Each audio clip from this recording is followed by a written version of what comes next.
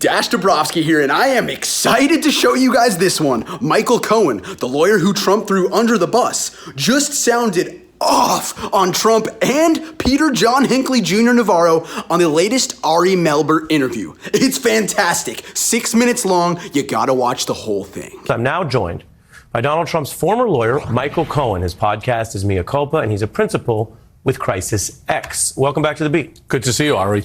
This was a big development. You have been through so much of this, I think people remember. What do you see next for Peter Navarro, for Mark Meadows, who was in the White House, while they're under pressure here, to give documents, evidence, testimony about whether Donald Trump was personally involved in pushing the insurrection or the coup? Right. So rest assured that Donald Trump was involved in every single aspect of the coup, starting with who ended up where, who was sitting next to him, the conversations that were going. He's involved in everything. The only bad part is that his fingerprints are rarely, if ever, on anything, simply because he learned very well from the famous lawyer Roy Cohn not to have fingerprints on anything. He has no email. He doesn't text. So it needs to be people like Peter Navarro, like Mark Meadows, like a Dan Scavino, like a Steve Bannon, like a Rudy Giuliani, all going ahead and talking about what they witnessed, firsthand knowledge. That's the only way that they're going to end up holding Donald Trump accountable for this. What do you think of the potential Trump defense, which we may hear about during these hearings as they start next week, that they tried everything, but when they got near a line, he backed off? He didn't, as he said, he didn't really go to the military.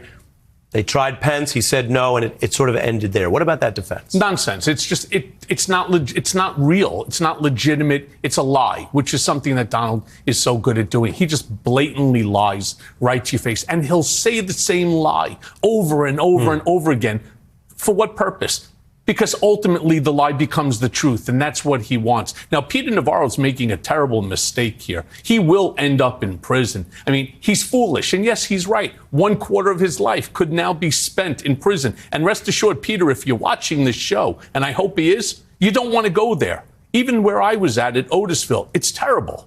It's terrible. You're removed from your family. You're removed from your friends. They destroy your name, your reputation. All for who? All for what? For Donald Trump? For democracy, to be democracy in peril? Seriously? What are you thinking? What legacy do you want to leave to your children, grandchildren, and God willing, great-grandchildren? Yeah. Not the legacy that you're leaving now, which he looks like a fool. Oh my God, they went ahead, they picked me up at the airport. It's unconstitutional. First of all, Peter Navarro's not a lawyer. I don't think he understands what he's saying. I think he's a PhD in economics. He should stick with what he knows, because what he's saying right now really makes him look stupid. So that's a lot of the law, and we've spent much of the hour on that. Politics suffuses this. You are cheered by people that 10 years ago weren't cheering you. Okay, there's a kind of a political energy around this. Bannon and Navarro have tried to endear themselves with what I alluded to earlier, that there's this right-wing support for this kind of stuff. I want to play a little more from what he said on MSNBC, and what he said, it's the same as what he says on War Room, because he seems to be trying to use publicity to make himself into something. Take a listen.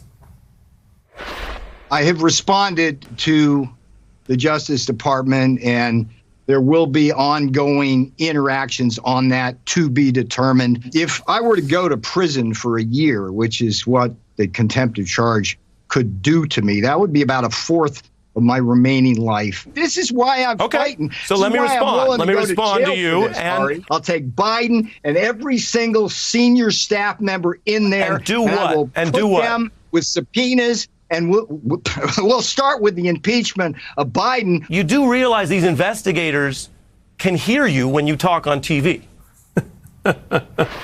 which is true. But Navarro and Bannon seem to be trying to use the legal process to also get attention, right? To go on air. It's maybe not helped them in the short term, but to cast themselves as the most extreme leaders on the right wing, endear themselves with this movement. Do you recognize that from anyone that you saw around Trump? What do you think of that? So it was everyone that was around Trump. And what I would say with Peter Navarro's appearance on your show, and I'm glad he was on, right?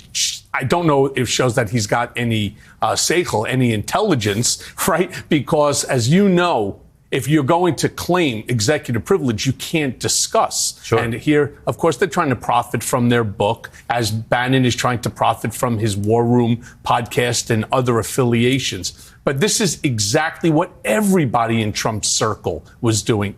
For some reason, Trump gives you the feeling when you're in that inner circle, in that circle of trust, he gives you that feeling that you're invincible. You could do whatever you want. The laws don't apply to you. Why?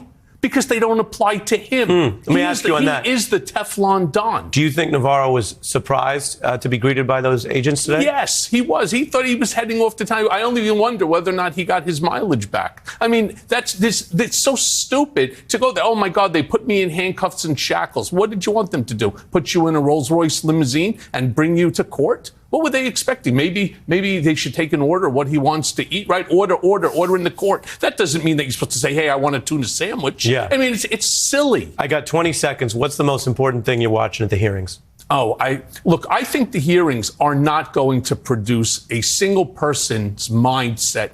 It's not going to change a single person's mindset. I'm interested, for the record, to see what they ultimately have. Remember, they had 1,000 people already giving testimony.